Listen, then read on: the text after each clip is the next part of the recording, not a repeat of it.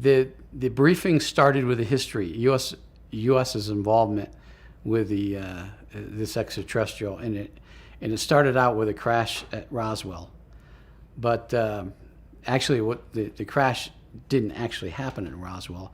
Happened closer to Corona, New Mexico, southwest of Corona, New Mexico, and a second crash site that occurred in Magdalena, or Horse Mesa, out west of Magdalena, New Mexico.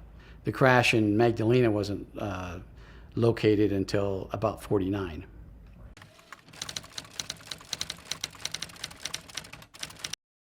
They showed us the movie. They actually showed us, I believe, a 16 millimeter movie on the recovery, and the narrator of the movie. It was obviously the movie was classified, highly classified.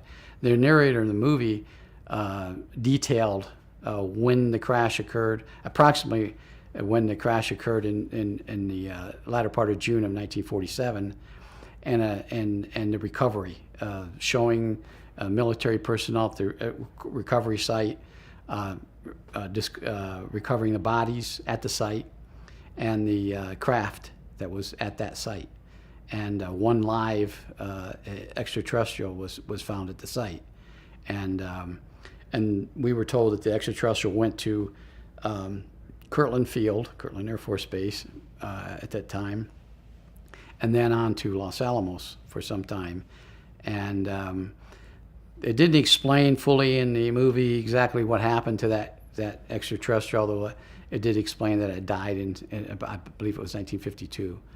But the bodies of the extraterrestrials that were found at the scene were in a deep freeze, placed in a deep freeze, and sent to Wright Pat Field in Dayton, Ohio. The craft was more or less an oval or egg-shaped craft. It wasn't saucer-shaped. The creatures were about 4 foot. Some of the creatures were mangled, were heavily injured, and their bodies were torn apart. But 2 of the bodies were pretty much intact, and I'm not sure why. If there was an autopsy, they didn't discuss that. But the creatures were approximately 4 foot. They didn't appear to have any ears. They had an indentation for the nose, very, very big eyes. They had a really tight-fitting suit. Almost looked like they were nude, but they actually had a very thin but tight-fitting suit on. The fingers had no thumbs, just four fingers. Suction devices on their tips of their fingers, and one of them had a head apparatus on it, maybe a helmet or some kind of an earphone or some type of device that they were communicating with the craft or with something else. And they found a number of different objects in the craft that they used, they experimented with, and found they had a piece of, they thought was plexiglass. It was a rectangular piece of plexiglass that they kept for years before they figured out it was the energy device for the craft. And then they showed us the recovery of the craft in 1949 in Horse Mesa. And that craft, it crashed at the same time the 47 craft crashed. But because of the remoteness of that location, it wasn't detected until a rancher found it on his property in 49. And they did a recovery project on that craft, but the bodies were decayed, and there wasn't much left of the bodies. But the craft was the same type of craft that was found near Corona. It was an oval-shaped craft, but it had damage to it, just like the one at Corona did. And I think the opinion of the scientists were the 2 crafts crashed for some reason, which was never explained. One of the things that is quite disgusting, if you for the people who've ever been briefed in this program, is there's not much out there that's factual. The UFO community disinforms themselves. They provide, people go out there and write books, and without any facts, 90% of everybody that writes these books, these authors, had never been in the military, never worked for the intelligence community, never had a security clearance, and they're just relying on second, third, and fourth-hand information to write a book, and then basically poison their readers and the rest of the UFO community. And so the July craft actually it crashed in the end of June. The recovery project was into July because it was at the end of June, and people just didn't get it right, and the UFO community didn't get it right. Now there's some people out there that have tried to present the facts, but they've been ridiculed, and so their information is not being believed. But just like the Horse Mesa crash in '49, very few people have that factual. They think it was an entirely different craft. The craft was exactly the same as the Corona craft, exactly the same. And the damages that they showed in this movie, they showed sketches of the crafts together at some location, and it appeared, if anybody with a logical mind can see, that these crafts crashed together. Why they crashed, I believe the Eben, they called it this particular entity that lived in Eben. He probably explained, but I was never briefed into exactly how he explained that the two crafts crashed. I know it was a lightning storm. It was a storm in that time period when it was when they crashed. But the two crashes have been separated by some people and then discounted by others within the UFO community. And that's what is so disgusting and troubling within the UFO community. That's why I have nothing to do with them anymore. I've tried. I've went to UFO conventions and tried to explain what the truth is, and nobody wants to hear you because they've written a book that says it happened this way, and they're not going to listen to you, even though they really don't know the truth. It was about 35 foot in diameter across. 35 by, I think, 42 or something like that. The interior craft was, it didn't have any actual levers or flight control systems that we would identify as a flight control system, or avionics that we would identify as flight avionics. Totally unknown devices in the craft, the steering mechanisms. But they eventually, I think, over some time, figured it out, and it was done all by hands. The creatures would put their hands on controls, and they'd have this headset on, and this headset would somehow control or help them control the aircraft.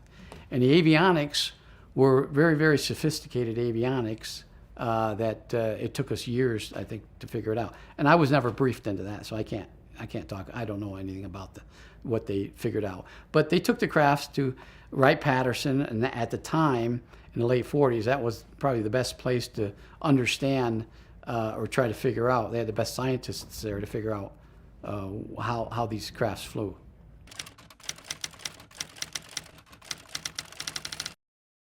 I was not directly briefed in, but at some time in my career, I read a document in Washington that explained the U.S.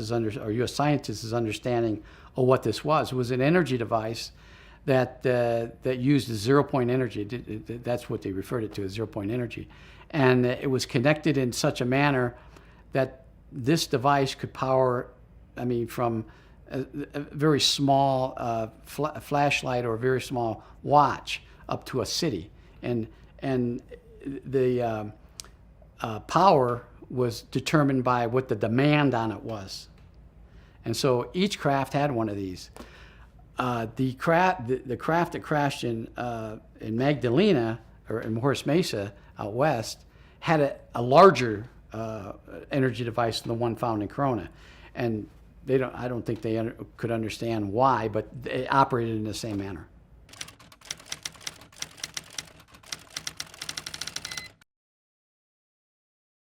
I was never briefed in that program. I'm sure they did, but I can't talk about that because I can only talk about what I've done and what I've seen. Exactly. Yeah, I was never briefed into that.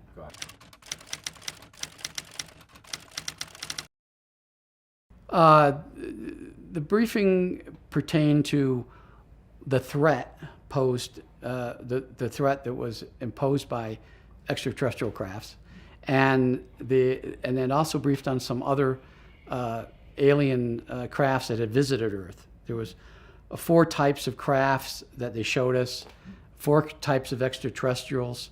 And they never explained to us where they got the pictures of these extraterrestrials, but there were actually pictures of these weird-looking creatures that showed on the film that were extraterrestrials from some other location different from where the Ebens came from. One was looking like an insect, had huge eyes, very large head, a small body.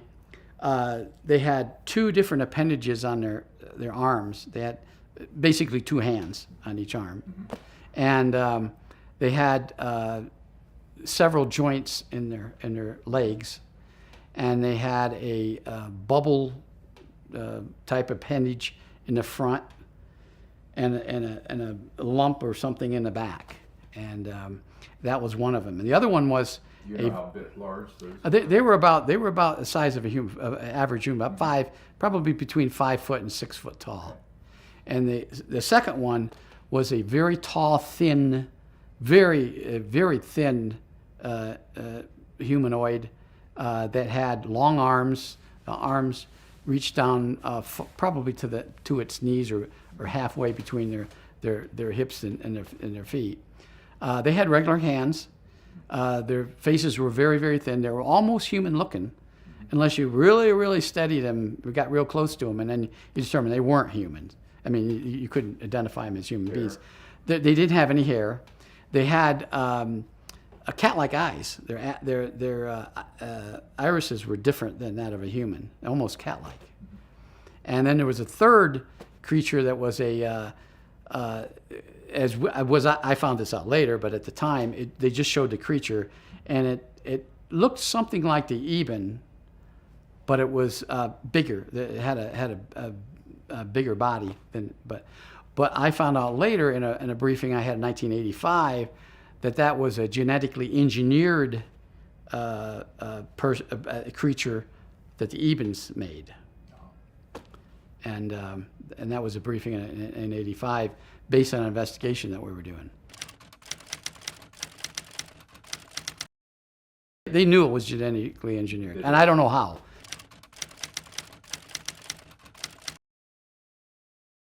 No.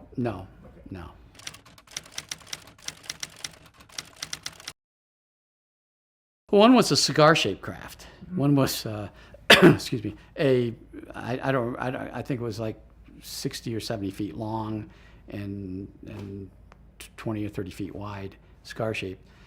Second one was a regular saucer shaped, but it was really, really wide. It almost looked like one of those tops that the kids play with. Really, really wide. And they were puzzled. I remember in the initial briefing, the colonel said, we still can't figure out how this thing flies. So they pictured it, they took pictures of it, they saw it, but I don't know that they ever actually captured one. At least at that point, I didn't know, and they never told us that. And then there was another craft that was very, very small. It was about the size of a Volkswagen, but it was, a saucer shape, but it was, oval shape, almost like the Eben, but a lot smaller. It was almost like it was a one-seater type of maybe an observation or a reconnaissance craft.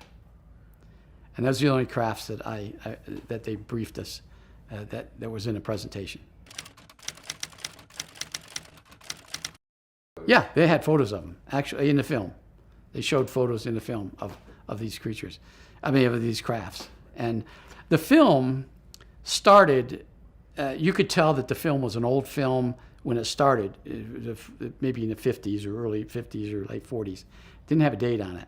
But then as the film went, as the briefing went on, it got more modern. I mean, the information in it became more modern, and you could see, based on what was shown in the movie, that it was the information was more current than the first part of the film was.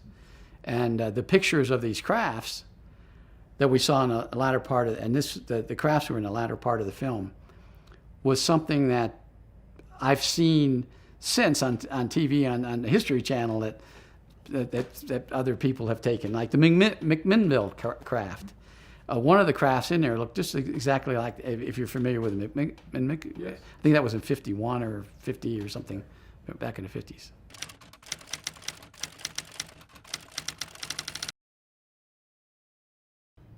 Yes, the threat to, number one, the first perceived threat was, what were they after? What was it, a reconnaissance? Were these a reconnaissance flight? Were they going to recon before an invasion? Were they going to land and take over some particular facility for their own purpose? Were they short of minerals? Because a lot of what we were told towards the end of the film was that a lot of these crafts later on were seen over uranium mines and other mining areas. And so they're concerned, what are they after? Are they after uranium or turn into plutonium or exactly what they're after? And so our job was to investigate, and determine, was there a threat? And if there was a threat, report it up the chain of command. And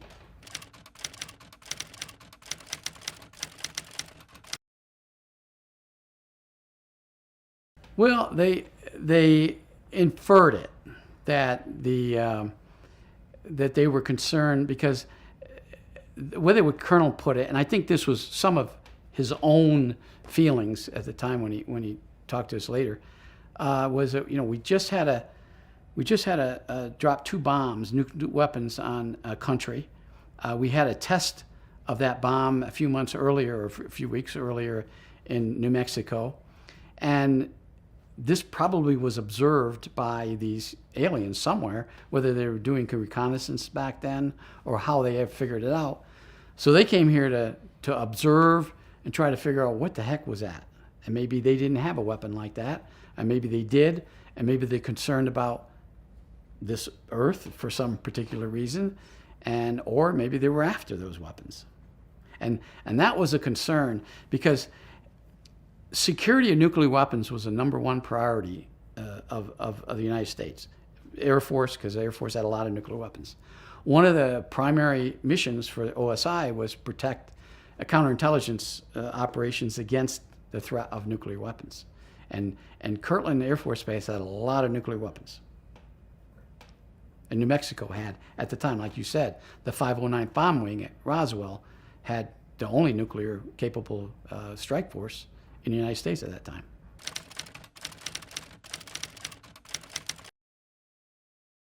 When we were investigating something, we then asked for a briefing on it, because we didn't get everything. We were given enough to conduct an investigation, have some historical knowledge on what we were investigating. But then when in 81, I believe it was 1981, there was a scientist who died, an Air Force scientist who passed away, and he had an old Army footlocker full of autopsy photographs. And these autopsy photographs were of the creatures that died in the Corona crash. And so we went out to recover all this stuff. And I looked at these things, and it didn't look like humans to me. I looked at this, and these were actual, you being a doctor, you understand, autopsy photographs. And they were, still photographs of autopsies. But they had the organs out. And I had a little bit of medical knowledge, not a whole lot, but I had a little bit of medical knowledge, and I looked at this, and I said, it doesn't look like a heart, or it doesn't look like a lung. But what we found out was, and true, that these Ebens had just one organ that was made up of the heart and lungs. It was just one organ. And they had a couple different stomachs for different digestive reasons. And they had an organ that would take every single bit of moisture out of whatever they ate and fed the body. So they didn't really have to drink a lot of fluids. And when I found all this stuff, I took it in, I immediately classified it. I asked for a briefing. What is this? Is this human or not? Well, on the bottom of each photograph, there was a case number and a date. And the dates were in the 40s, 47. It was, I think there was September something of 47. And the case wasn't a case number that I recognized. So then I asked, and eventually I got a briefing by a scientist who was a medical doctor. He was from the Armed Forces Institute of Pathology in Washington, D.C. He came out, and myself and the other agents that were involved in this, he briefed us. He gave us basically anatomy 101 of an extraterrestrial. And he said, yeah, in fact, these are the autopsy photographs from Corona. Yeah, the brain had I don't remember how many lobes the human brains have, but they had 11 different lobes of their brain. And they had, where their spinal cord met the brain, it had two little bulbs on each side, which they could never figure out what they were. It wasn't like ours. And their eyes were very sophisticated.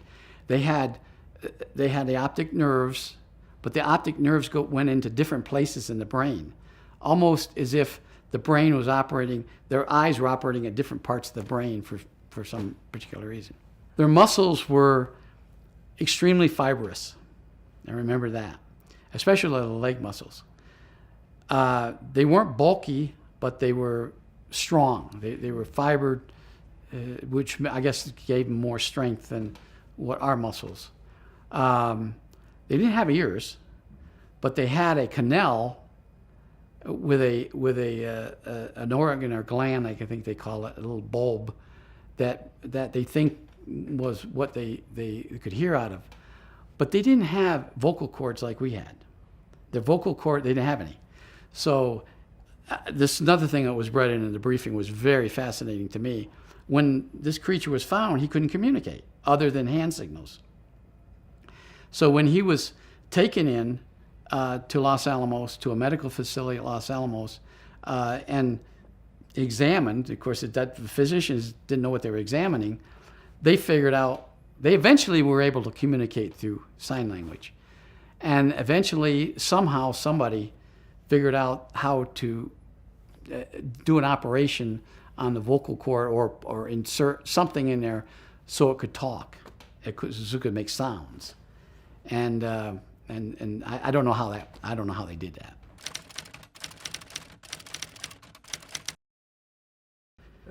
that. Through, I guess, well, I wasn't directly ever briefed on that, but I found out some years later that they did it telepathically.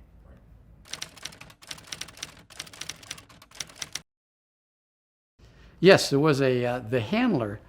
This the Eben that lived, the Eben 1.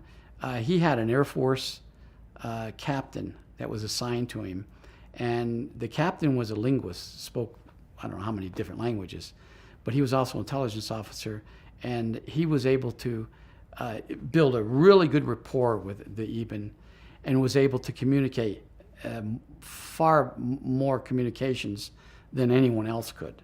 And he actually lived with this Eben for, I think, the 3 or 4 years until it died. A DIA, Defense Intelligence Agency, was intimately involved in it. Everything that we sent up everything we sent up to OSI headquarters went to DIA. Okay. And there was a guy by the name of Tom Mack. Tom Mack was a project manager in DIA for this project. The projects had various names. and some of the names are just a phonetic name, like Quebec, phonetic alphabet, military phonetical alphabet. The Q, you would say if you were talking over the radio, Quebec, Q for Quebec. And so we would use phonetic for a particular operation with a district, a number, one of our district numbers, and then a progressive number, we call it, after that. So you might have a Q17, which District 17 was OSI at Kirtland, and then a number, a progressive number for the case number. And but if you went to Pease Air Force Base, I went up to Pease Air Force Base, which is no longer there, but it's in northern New York, is a SAC base, Strategic Air Command Base. They had a very peculiar incident happen up there of a UFO that was flying around their nuclear weapon storage area. It actually landed, and a weapon had been taken apart. Not the warhead wasn't stolen, but somehow it was taken apart, and there wasn't anybody in this bunker to do that. So they figured, how the heck this happened? So they thought maybe it was a Russian operation or something, and so we went up there, and during this briefing, during this operation, we found fingerprints, but they weren't like our fingerprints. They were very strange looking prints. Now, if remember when I told you about one of the creatures had two hands on one arm, one appendage, it appeared that something like that had gotten in there. Somehow it got in it, and nobody could figure it out because it's a very secure area. You can figure it. Nuclear weapon storage is very secure. But they had fingerprints. So now we have fingerprints, and that was the first time that we, as a government, actually got extraterrestrial fingerprints. Do you remember what year that was? That was in '84. That was 1984. Yeah, it was winter time, so I don't remember if it was late winter or early winter because it was snow on the ground. Of course, upstate New York, it's pretty bad. But I thought that was fascinating. But we never could figure out anything other than that it got in, and it took fingerprints. Now there were many cases of UFOs spotted around nuclear weapons facility, launch control facilities, Ellsworth Air Force Base, Maelstrom Air Force Base, and then SAC bases that had nuclear weapons. Yeah, I read a report where almost virtually everything was, but some of them were more intrusive than just the security forces seeing something flying around compared to creatures found inside an area. And we had that at Kirtland in 1980, where security police at Manzano complex, which was where the nuclear weapons were stored, saw these strange lights out at Coyote Canyon, which was east of the complex, the nuclear weapons complex, and something landed. And so I conducted that investigation, which was extensive investigation, which led into the Paul Benowitz incident.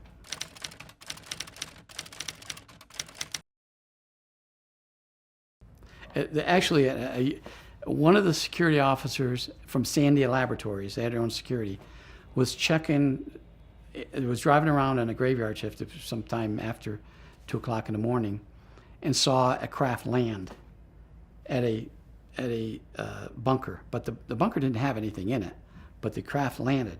And when it landed, all the electronics in the vehicle shut off. His engine shut off, his portable radio stopped transmitting, his portable radio in the vehicle stopped. For as long as that craft was on the ground. When the craft took off, everything came back on. And so I investigated that. All we found was that something landed there. Was it on base radar? No radar. I checked it. The first thing I did was checked with FAA. And we had also at Kirtland, we had at that point, at that time, it was pretty a secretive unit that scanned every single frequency that could possibly be generated in and around the base. radio frequencies. And so I went to them and I said, hey, did you guys pick up any strange frequencies on this particular time frame? Nope. I said, okay, I went to FAA. Let me see your printouts for this night. Nothing. So then I thought, well, are these guys making this up or what? Well, then the security police inside Manzano, I interviewed them separately, and they told me the exact same story. So I thought, it's just makes too much sense to be a fantasy or hoaxing.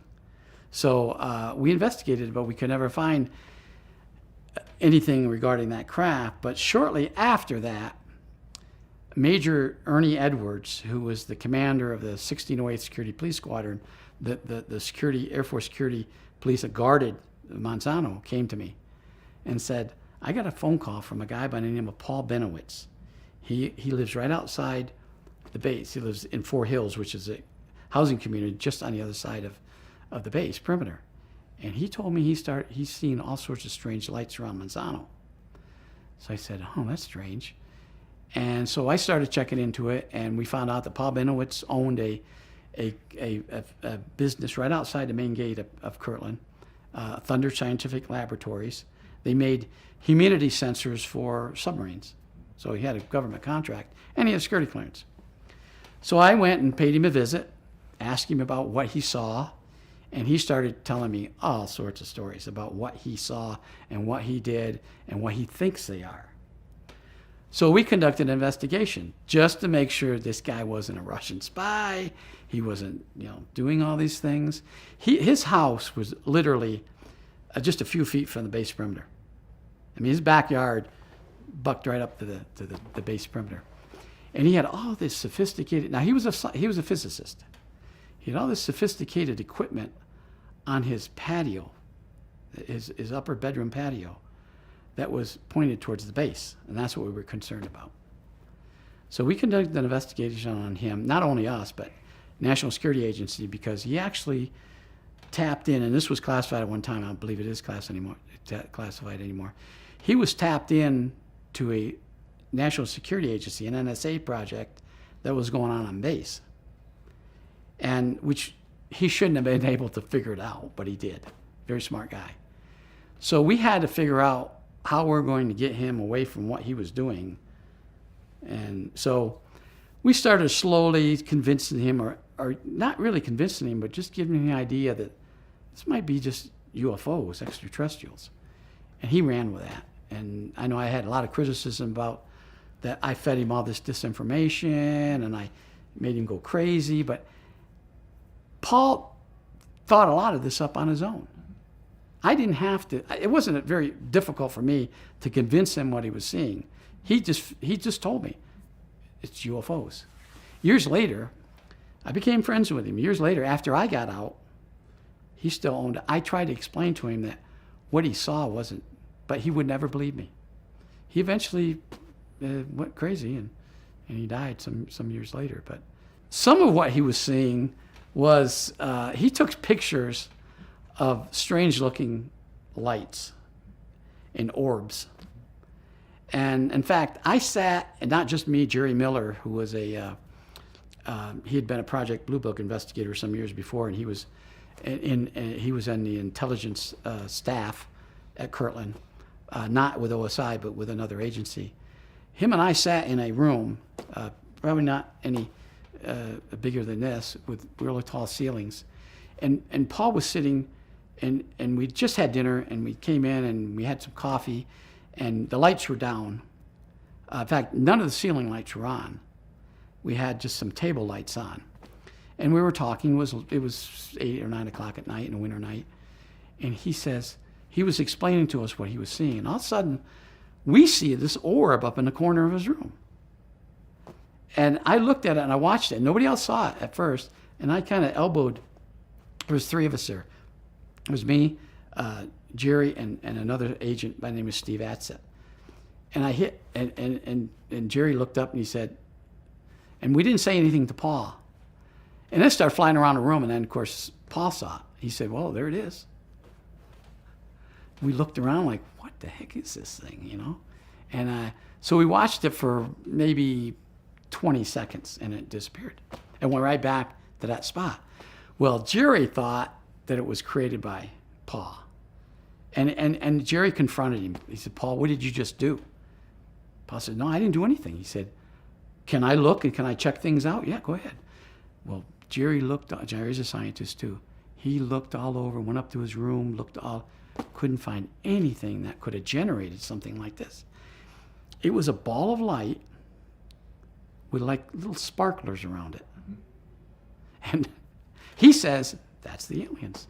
That's their reconnaissance. That's how they keep an eye on me. And a few weeks later, we were in his house without him being there. Now, a lot of people are saying we broke in, we surreptitious his entry. He gave me the key. Paul gave me the key, told me to keep my eye on, if you ever want to go in there, here's the key. So we didn't get any search warrants or anything, but we went in there and we saw a real small orb, not the same size we saw earlier, real small orb that burned a hole through his ceiling. Through his wall, from one room to another. And when we came back a couple of weeks later, we told him about it, and that burn hole was still there. Oh.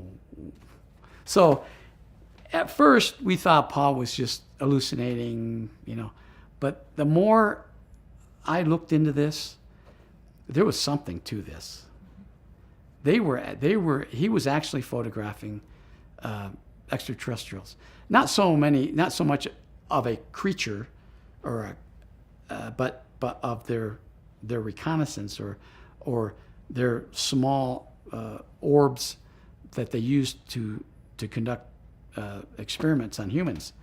And he had I don't remember how many, but he had a whole group of pictures that I told him, the next time you take any pictures he had a Canon 35 millimeter, one of those, well, at that time it was new. He had a Canon 35 millimeter, and I told him, I said, if you ever take any pictures of UFOs, don't develop them, let us do it. And he said, okay. So he calls me one day, he says, got a whole roll of 32 or 30, whatever many's in one of those rolls of photographs of these UFOs that I took over at the base. So I went out, picked them up, took them over to our secure photo lab, gave them to our secure developer and said, hey, develop these. And I stayed there, watched, wait. I said I wanted some 3x5s and 8x10s and whatever you can. So an hour later, however long it took, he comes out with him. He says, what the hell are these things? And they're oval-shaped crafts flying above planes that were landing at. Now, Kirtland Air Force Base shares a field with Albuquerque International Airport. So planes coming in, these things would fly right over top of them and then veer off. And there were, I can't remember how many photographs there were, but they were structured crafts. And we had them blown up. The photo guys could do a lot. And we had them blown up, whereby these crafts were about as big as the Corona crafts. And they were exactly, oh, absolutely. Details, struts, the bottom of it. Well, there was one particular one, and these were color photographs, showing a blue trail coming out of the bottom of the craft, which is probably the energy device. And we sent them all up to headquarters, and I don't know whatever happened to them. Now, he didn't do a video, but we had a video that was brought to us at the base of this guy who lived in Placitas, north of Albuquerque, lived in the mountains. He was retired Air Force. I believe he was a pilot. And he had a video camera setting up, and he was watching animals. He lived in a remote area, and deer and elk would come up to his back area. And he was pretty much filming that. He was a wildlife amateur photographer. But one night, he heard a noise, went out, and this craft hovering right over his backyard. And he took a video of that. It was about 28 seconds or something like that before the craft took off. And that is the only video of a legitimate video. We took the video, the camera, and everything, because you always want to analyze all this stuff together. And we sent up to headquarters. They sent him a check back to pay for that camera because they weren't going to give him that camera back. And they were going to give him, and he wanted copies of that, but he never got that back. They classified it. OSI headquarters. At that time, it was at Bowling Air Force Base, headquarters at Bowling. We sent it to headquarters at IVOE, which is the counterintelligence location, and then they would send it over to NSA. And the only reason I know that was years later, after I retired, I joined a pretty closely knit group of former and retired intelligence officers, and we get together every year. I haven't attended every single year, but out of 25 years, I probably attended 20 of these reunions or get-togethers. And normally, they're after or before the UFO convention at Laughlin. Well, it used to be at Laughlin, now it's in Arizona. And we'd sit down and talk. We just sit down and talk about, in a secure, kind of a semi-secure place, and talk about what we know. And that's why I learned a lot from them, because they were briefed in programs I wasn't briefed into. And one of the intelligence officers was from NSA. And when I first met him in probably 94, 95, and I had never met him before, I didn't know him before, he said, I always wanted to meet you because you and I were on the same case together. I said, what case? He said, Paul Benowitz. I said, what do you mean, Paul Benowitz? He says, yeah, we interviewed him too. So they were investigating, and we were investigating, and we didn't know they were investigating. One particular night at Paul Benowitz's house, it was rainy night, winter, kind of fall. I was there, and Jerry Miller was there, and Paul was showing us different things. And Paul came to me and he said, you see that house across the street? The front of this house. I said, yeah. He said, you see those lights in that upstairs window? I said, yeah. He said, they're not supposed to be there. I said, what do you mean? He said, the house is vacant. I said, I said, I wonder who's over there. So I got a gun, and so I go down and I snoop around, and I see the two vehicles parked hidden in the backyard. One's actually in a yard. So I get the license numbers off these vehicles. And the next, I didn't want to go in. I figured, well, maybe they're buying a house or whatever. So the next day, I ran the plates, and they come back to a rental company out of Hertz, I think it was, out of Denver, and they were rented on a government credit card. So I thought, okay, now go ahead. I don't know, a week or 2 weeks later, we were there at the same time, and we see these lights. Well, these lights are, you can tell, camera lights, the old red lights coming out, seeing that there's cameras pointed over here. I said, I'm going to get them this time. So I call Albuquerque police contacts I had, tell them what I had, and tell them somebody come over there. And they come over, and we confront these two guys. And they had to tell us that they were special agents, and they rented this place. That's about all they said. So I knew. Did they say what agency? No, they didn't. And APD was, I was off base. I didn't have much jurisdiction there, so Albuquerque Police Department had to, I was just relying on them. They ID'd them. It was confirmed that they rented the place, so I was left at that. But this agent I met years later told me, he said, we investigated that one. We investigated the abduction up at Springer. I didn't know this. So NSA was intimately involved in this stuff too.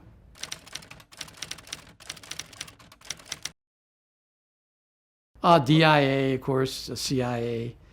We have quite a few members of our group from the CIA. They weren't.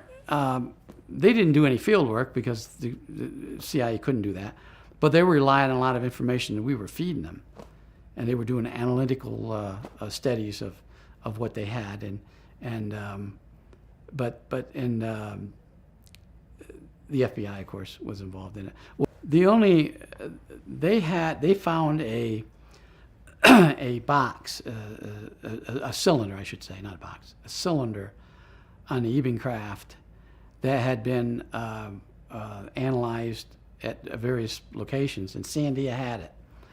And in 1984, President Reagan came to Sandia and was going to be specifically briefed on this.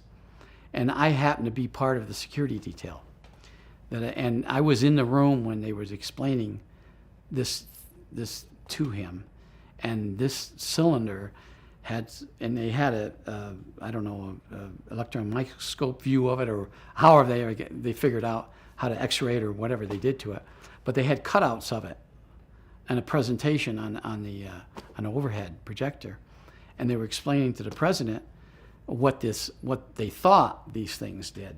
And it was a multi-purpose avionics device that was also a navigation device for them. And so that's really the only technology that I've ever learned or heard that Sandia was involved with.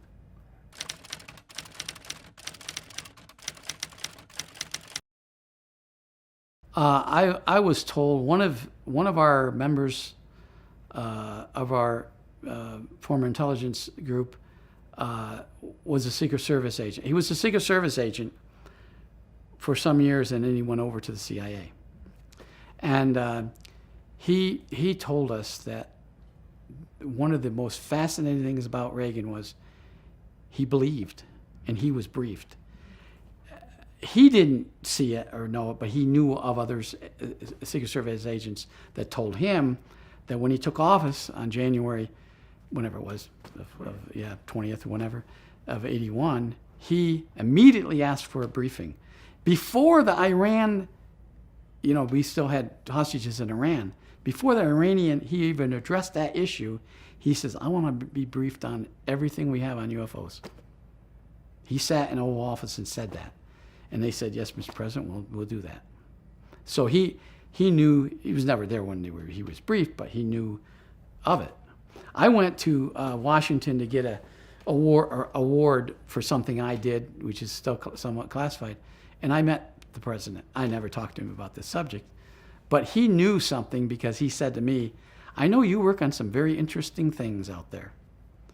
And that's all I said. We didn't go, I didn't have a whole lot of time. We were in the Oval Office for, maybe 2 minutes or 5 minutes, whatever it was. And he gave me something, and he gave me presidential cufflinks. But and I knew I knew what he was talking about.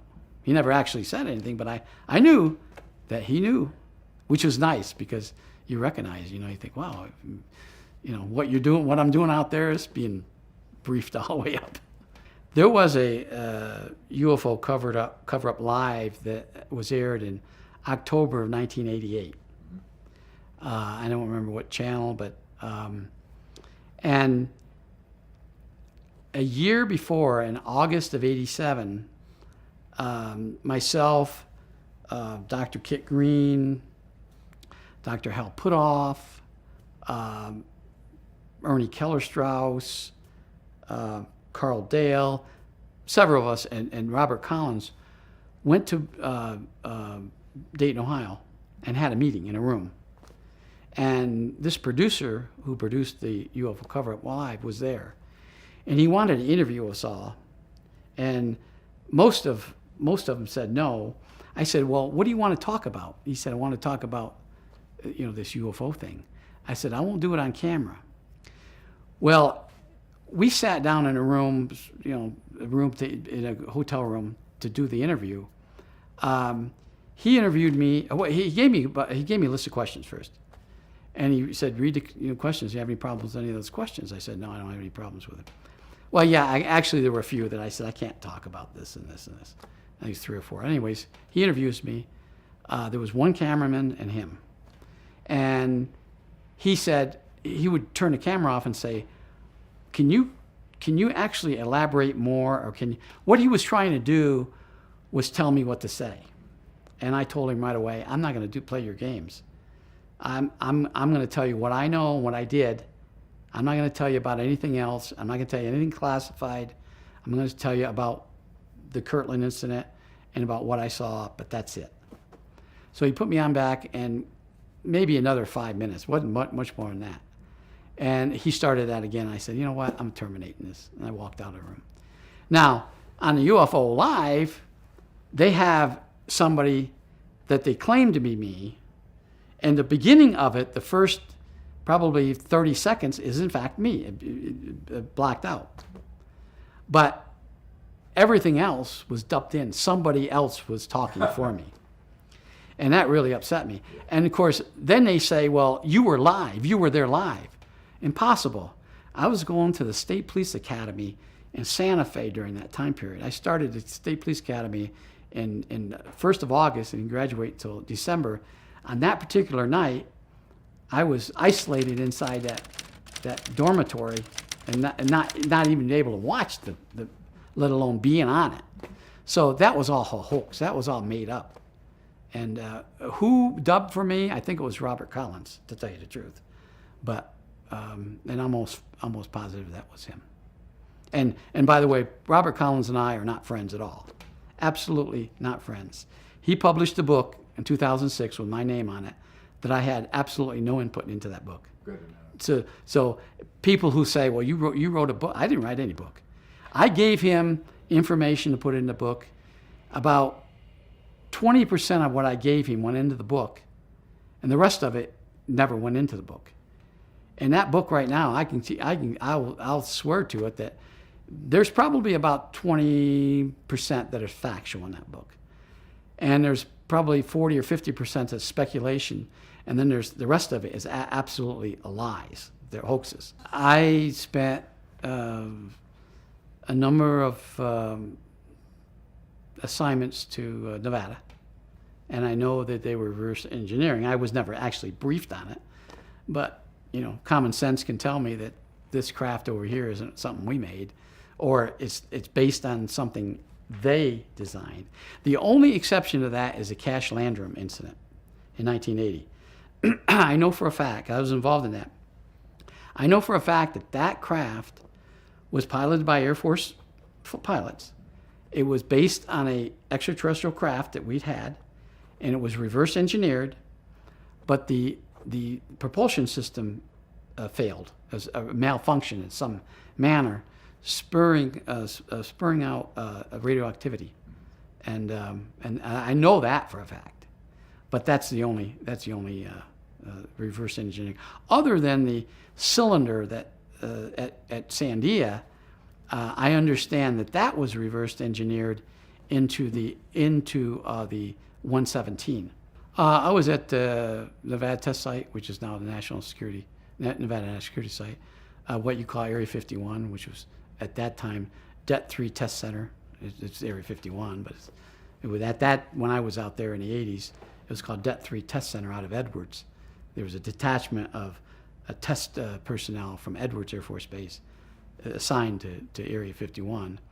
And Area 51 is just a plot on the map based on the Nevada test site, all the different areas within that.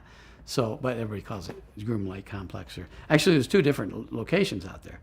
There's the test site, there's the Det-3 site, and then there's Groom Lake. That's two different sites. People are sometimes confusing it, thinking it's the same.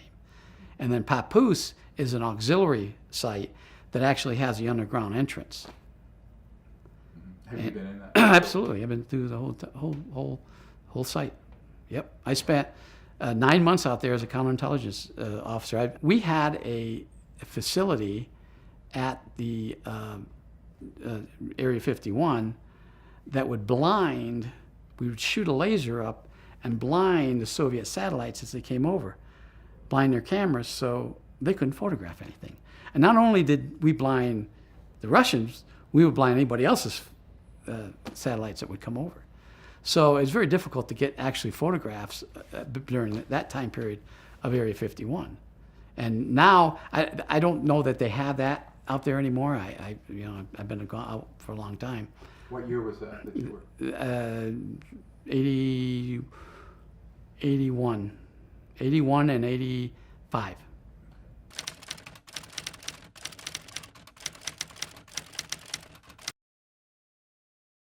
Nobody actually told me it was an anti-gravity craft, but the way it was operating and the way it could lift up by itself, we watched it. It had to be. I don't know what else. I'm not a technical guy, but I could look at it, and just common sense tells me this thing was anti-gravity. Now, but I think that craft was an actually alien craft. I don't think that was a reverse engineered. There's two different complexes out there. There's one that I believe Lazar was talking about with the alien crafts, and then there's an entirely different area for the reverse engineering craft. They're not together at all. They're not in the same hangar. They're not next to each other. They're in different locations. The underground crafts, the underground facility housed the extraterrestrial crafts. The above ground facilities and the far end of the complex housed the reverse engineered aircraft. They had the bodies of all sorts of different types of crafts that they were manufacturing or testing, that he put together and tried to fly it. Had a lot of crashes out there. So a lot of these things didn't work, but they had those. But I know I read a book where it says everything was in one hangar and that's not true. They were all separated, and they had different people. It was compartmented. They had people over here dealing with those extraterrestrial crafts, and they had people over there that were dealing with the reverse engineering craft. Now, the material, the information came through a third party, bunch of people, scientists here, who would feed it out to there. Those people didn't have access to them, and they didn't have access to the other one. I saw two. The one that defied gravity, which no one ever told me it was an ET. Can you describe it was a oval shape. It wasn't very big. It was probably 10 feet by 20 feet. It wasn't very big. It had, I think, legs or landing gear that we had put on it, because they didn't fit the structure of that craft. And it had these portholes that were almost fluid-like. You look at it and it looked like you're looking through water, if you know what I'm talking about. And I never saw the inside of it, but I only saw the outside. And I saw another craft, a huge craft, that was in the Papoose complex. When you first go down into it, the first bay area on the right-hand side, huge craft, probably 100 foot by 100 foot. I was never told what that was, but it looks like an older craft that had crashed, and because there was damage on it. But the skin of it and everything looked strange. Didn't look like something we would have built. I never saw any. I saw supposedly a closed circuit camera. I was sitting in a building, and there was a closed circuit camera filming one in another facility, but I never actually saw one face to face. The contractors, E-Systems, Johnson Systems, Sandia, Livermore, Los Alamos, Tektronix was out there, GE, Motorola. Motorola had a huge facility where they were trying to check on their communications, how their communications worked. Those were the ones I can remember. Yeah, E&GG ran the place, and Gene Laskowski was the security chief for EG&G, and he always calls himself the security officer but he wasn't the security officer. I always let him say that, but he wasn't really a security officer, but he was their security officer, and he was briefed into a lot of things. He knew a lot, as Paul McGovern. I don't know if you know Paul McGovern, but Paul McGovern was the site security chief for Area 51 from 77 to 91. He was there the whole time. He's retired now. Lives in Washington, Maryland, Landover, Maryland. In 1980, I was at Wright Pat for a briefing on something entirely different. But while I was there, I asked to be briefed on something that was related to this, and I was taken over to a facility, an underground facility. You walk down steps, a ramp, and a huge underground facility. Although I didn't actually see it, I was told later, not by Collins, but by another person, Ernie Keller Strauss, that they had alien bodies down there. Now, I never saw them when I was there, and I was only there once at Wright Pat, down in that facility. So what Collins talked about, those tunnel complexes, they probably are real. I mean, they probably had tunnels down there, and I was told that. In fact, I read something in a classified manual once a few years later about them. Right past Right the Pat. underground. Yeah, underground facility. Yeah, you go in Papoose, you go down the ramp. It's a circular, no, actually like a horseshoe, and there's branches off each one of those certain areas.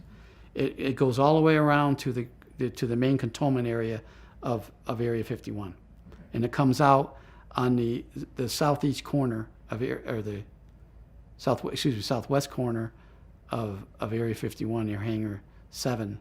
It comes out of there, but along the way there's elevators, and there's compartmented shafts that if you don't have the right badge, you can't, and they're all exchange badge systems, that you can't get into some of these. You only get into certain ones. Like I was saying before, if you're working on the alien craft, you're not going to be you're not going to be working on the other craft. So, The man-made. Yeah, the man-made crafts. Yeah. The Soviets were just as curious about the phenomena as we were, and that one of the essential, we call them essential elements of information, which you ask a spy. Some things that the government says you have to ask these spies to get this information. One of the first things that the Soviets will, if I'm trying to recruit you, and you're in the Air Force or the military, is what does the government know about UFOs? I want to know. We want to know. KGB wants to know, and that's something that's fascinating. And so when we recruit a Russian, we ask them the same thing, and then they tell us, oh, the KGB knows this, and so that's something that was fascinating to me, that the Russians were just as interested as we were, and probably just as involved. I was involved with the Germans on the subject when I was stationed in Germany. The BND, the German equivalent to the CIA, the BND, Bundesnachrichtendienst is what they call them in German. But only one particular incident that happened in around a nuclear weapon storage area where something entered it, cut a fence, got in, didn't actually get into a bunker, and that's something that we briefed, but we could never connect it. Although there was a sighting of a UFO over it, but we could never connect them. That was the only interface I had with with Germans. Well, I think the most convincing case that I've ever even been involved with has never ever been made public, and that was the incident up in Utah some years ago. There was a guy that lived in a remote trailer just outside Dugway Proving Grounds, and he was a photographer. He'd worked as he was in the Army as a photographer, and he retired from the Army, and he went to work for. No, I'm sorry, he didn't retire from the Army. He just got out of the Army, and he went and worked for Dugway Proving Grounds as a photographer. He was never married. He was an orphan. He lived by himself in this single wide, probably 14-foot by 80-foot trailer. He had built some sheds and stuff around it. OSI at Hill Air Force Base called me and said, we got this guy that lives in this remote area up by Dugway that sent us all these photographs of UFOs. He said, and we don't really have anybody up here that's, and this was like 84, latter part of 84 or first part of 85. We don't have anybody up here that can really, talk to this guy intelligently. Could you come up here? Because they didn't have a 9Q. A 9Q is a OSI designation for somebody that investigated these things. So I went up there. I talked to my boss. He said, yeah, go up there, or whatever you want to do. I went up there, flew up. We went out and visited this guy. This guy was not a very intelligent person. He had a lot of common sense, but not well educated. He only went to 8th or 9th grade, but there wasn't anything he didn't know about cameras or taking pictures. He learned this all on his own. I mean, the Army taught him, but then he, for years at Dugway, he took pictures of things out there. He showed us a book of all these photographs and these creatures. And we were saying, where did you get these things from? He said, they land out here. He said, they land out here? I said, well, when did he said, oh, they left a long time ago, but they come here and landed for years. I said, so I asked him to tell me the story. And he tells me that in 68, the latter part of 68, he came home from work. It was a fall day. He goes in, makes his meal, and all of a sudden he hears some noises. He has a cat that ran around crazy. And he goes outside and he sees this craft landing in his backyard. And he went in and got his camera. Of course, being a photographer, went out and took pictures. And creatures came out. He took pictures of the creatures. And he has these pictures there. They looked exactly like the Ebens. Mm-hmm. They were Ebens. I mean, they never talked to him, but he said, well, they didn't talk to me with words, but they talked to me in my head.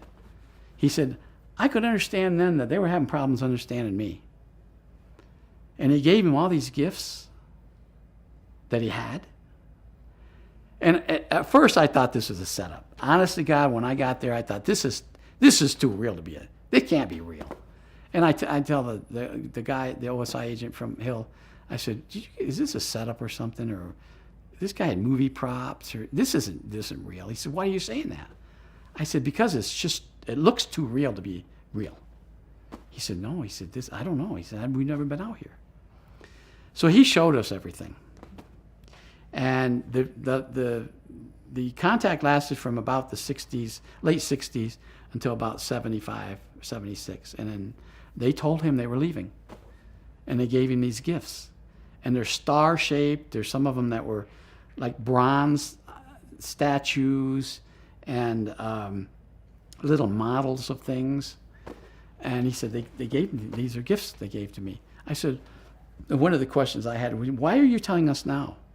After all these years, 7 years or 8 years, whatever it was, why are you telling us now? He says, I'm dying. This guy was a chain smoker. I bet you he smoked 5 packs of cigarettes a day. In an interview, he probably went through a carton. And he said, I'm dying. He said, I'm not going to live for another six months, but I got to do something with all this stuff. He said, and I figured it, you might as well have it. The Air Force might as well have it. So we sent the flag up, and then we got truckloads of people coming down, NSA, CIA, to review all this stuff. We actually had they contracted a company to come down with a moving van to move all this stuff, package it in a unique manner, because they don't know if this stuff is setting off a signal or. I never thought of that until one of the technical people up in Santa Fe, or up the headquarters, said, in Washington, said, you know what? These things might be bugged or something, or radioactive, or.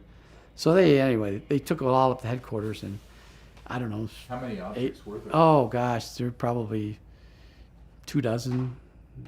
I don't know exactly, probably at least 24. Some of them were just objects that they were made of, I don't know what material, but you couldn't really figure out what they were.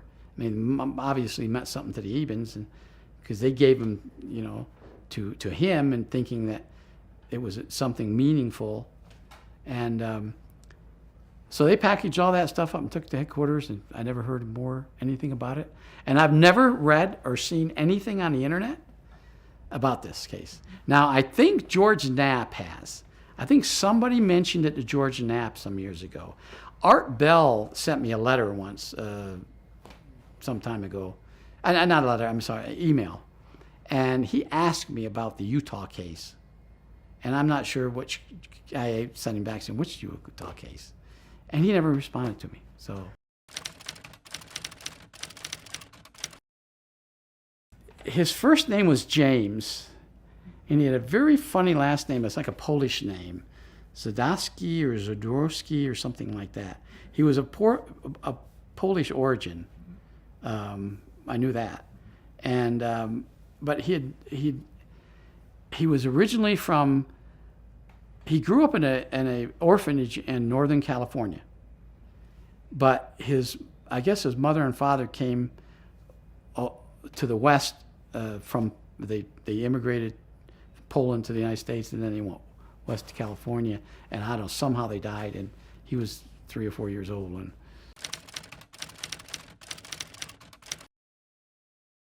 some of them were shaped like a heart, a bronze heart, with some calligraphy inside of it, and some of them were just statues of almost like ceramic statues of something, maybe a god or something. You couldn't really explain. They were small. Some of them were this big, and some of them were real big. And there was another one he had was a wreath, almost like a wreath, and there were different symbols around this wreath. And in the back of it, they had these appendages that came out, maybe to put it on a stand or something. I could never figure it out, I'm sure. And I only saw them when one time that he showed them all to us, and then when we came back to package everything up, to send them up. So they're up in CIA or DIA or someplace.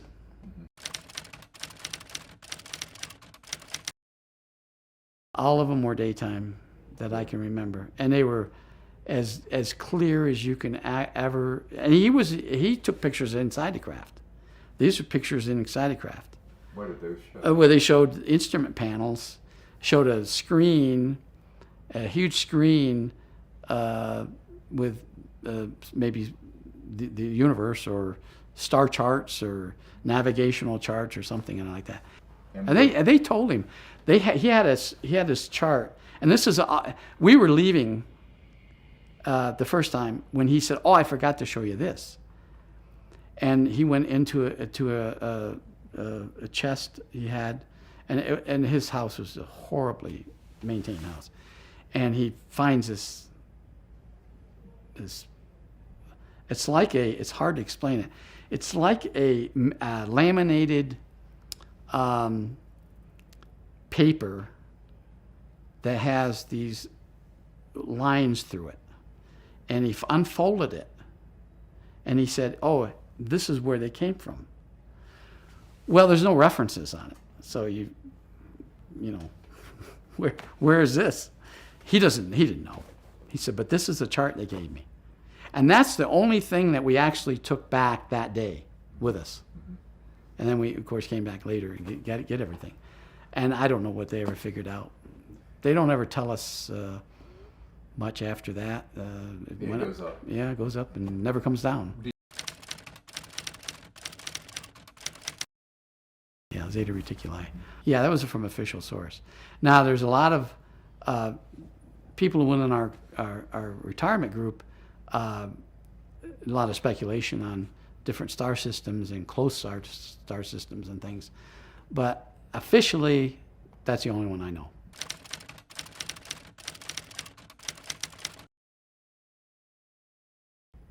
We did do that, yes. OSI did that.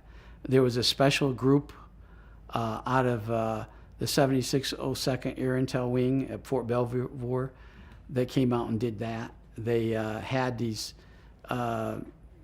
people that had maybe some sort of defects, anatomical defects that were brought in to fool people into thinking they're aliens. Yeah. I can't give you any specifics because the program is still classified, and they probably still doing it.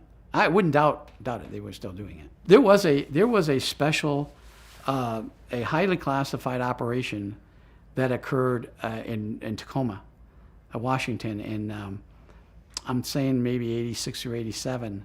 That was exactly. It was at the a naval base in Seattle.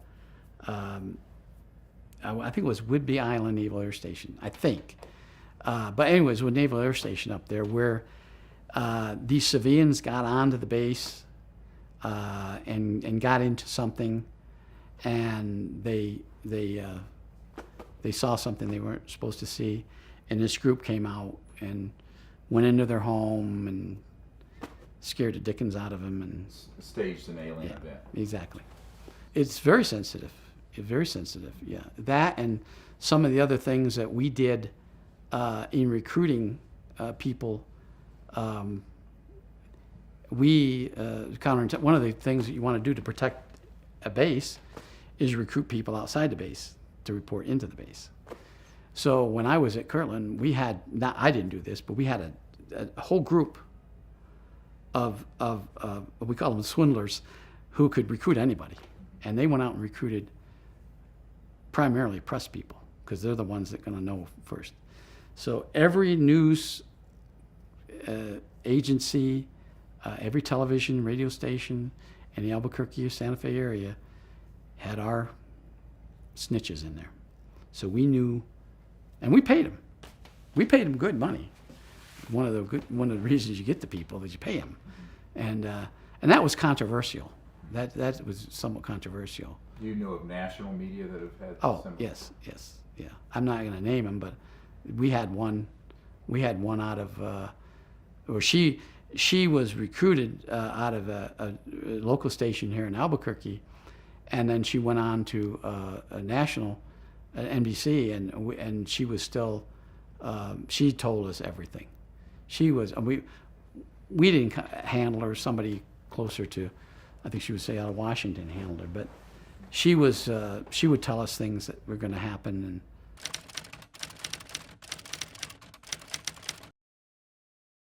yeah.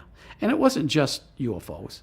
It was anything that pertained to Air Force or military or the security of a base or spying or anything like that. If they heard something they thought would be interesting and we needed to know, they'd let us know.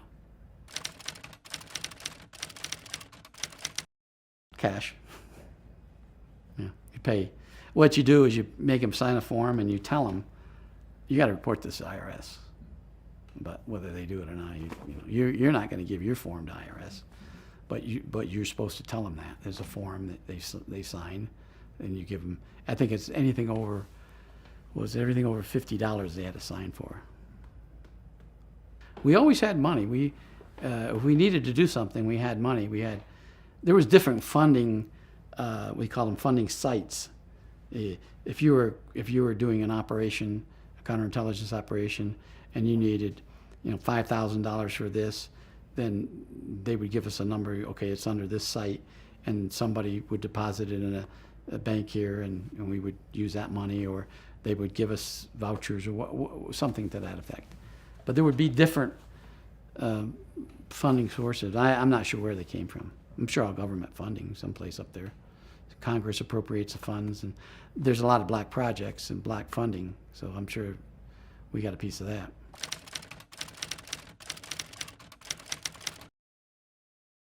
Bechtel was in charge of security and operations at a number of facilities, including the Nevada test site. And one of their chief security officers was a former colleague of mine who worked at Kirtland with me. And Bechtel, there was a lot of experiments done at the Nevada test site, which is, of course, now the Nevada National Security Site, regarding UFO research of alien reverse engineering. Well, they were trying to. I think Sandia Labs had a project, had funding to delve into this time travel, whether you could go back in time or forward in time, and they built facilities out there to test different things. Huge magnets. I think they had one of the underground magnets, and they were shooting lasers and things through them, trying to open up a fabric of space in order to do time travel. And I watched a number of those things. I was briefed on a counterintelligence project out there, but I don't know whatever the outcome of it was. I don't know if they ever figured it out or not.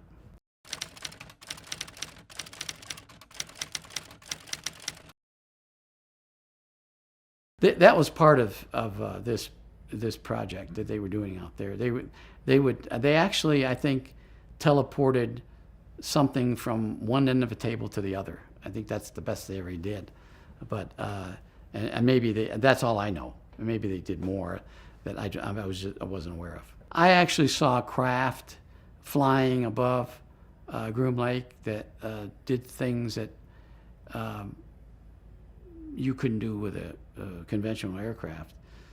Speeding, going 1,400 miles an hour and stopping and changing angles, and then going straight up and stopping and coming back down. And this is a big aircraft. This was one of these oval-shaped alien crafts that they were testing out there. And this was in '87. I don't, you can look at it and you could just tell, but just conventionally, because common sense tells you that how do they do this stuff? It can't be a conventional craft. They can't use conventional means to do this. It has to be anti-gravity or something, because it would kill a pilot. I mean, I had a pilot standing next to me who had been a fighter pilot for years, flew F-106s, and he told me there's no way in the world a pilot could have survived that. The G-force. The G-forces, yeah. And stopping. He said, accelerating isn't bad, but you got to stop. When you stop, it's going to break your body to pieces. I never saw it land, so I don't know. Only the Cash Lander. I actually interviewed him. Oh, you Or did? there were 4 of them. I mean, the two pilots. There was a systems officer that was handling the equipment, and then there was I can't remember what the 4th person did. He was a navigator or what he was, and I interviewed them, and everything that could have gone wrong. It took off fine from Nevada and flew perfectly, but when was it headed? it was going to an airbase. I can't remember which airbase it was. Some airbase in Texas. I think it was Webb Air Force Base in Big Springs, I think it was. Yeah, I'm pretty sure it was Webb. And when they tried to slow it down, that's when the problems happened. And then they cut power, and so many things went wrong that they almost crashed. They called for rescue helicopters. They thought we were going to crash. So these helicopters came out, but they finally got it going again. And they landed at some place. Apparently it was just past where they spurred all this radiation on those 2 or 3 people, or however many it were. And then they flew it back to Nevada. It was pretty huge. It was one of those big ones. It was not a saucer shaped. It was more huge oval shape. It was reverse engineered. Reverse engineering, Yeah. yes. They trained 9 months before they ever flew it. And then they trained another, I can't remember how long, 4 or 5 months, flying it all around Nevada. And it worked fine. But the problem is it's a reverse engineered alien craft with one of our nuclear propulsion systems. That wasn't refined because they couldn't figure out how to reverse engineer the aliens. They got it to work at times, but they couldn't manipulate it the way they needed to for a human pilot to fly it. So they had to put one of our propulsion system in it, and it malfunctioned. And they trained, and there wasn't any. The pilot told me they were flying, and everything seemed. They were flying at a high altitude. I can't remember what altitude it was. Flying perfectly fine, no problems whatsoever, until they slowed down. He said, and then hell broke loose. And then the system just malfunctioned, and they had this something that was supposed to throw thrust, but the thruster was moving all around, and they had a filter, some kind of filter that was filtering, supposed to filter. That didn't work. That didn't come down.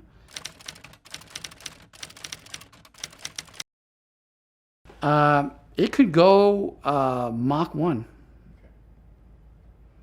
And I that's all I was told. I mean, maybe probably more than that, but just what he told me, what the pilot told me when I interviewed him was he had it up to Mach 1. Body and everything was ET. The only thing that was propulsion was it was us, with American or conventional or actually a nuclear, and it just didn't work.